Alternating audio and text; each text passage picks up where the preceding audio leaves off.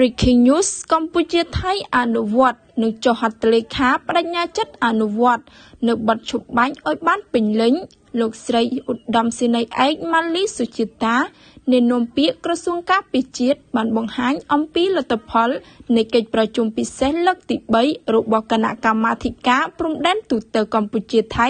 GBC ដែលបានប្រព្រឹត្តទៅនាព្រឹកនេះហើយបានបញ្ចប់ទៅនៅវេលាម៉ោង 10:20 នាទីនៅច្រកអន្តរជាតិព្រំផាកាតខេត្តបៃលិនប្រទេសកម្ពុជាទល់នឹងខេត្តចន្ទបុរីប្រទេសថៃក្រុមការសង្កេតការណ៍ពីក្រុមអ្នកសង្កេតការណ៍អាស៊ាន AOT ប្រចាំកម្ពុជានិងថៃដែលដឹកនាំដោយឯកឧត្តម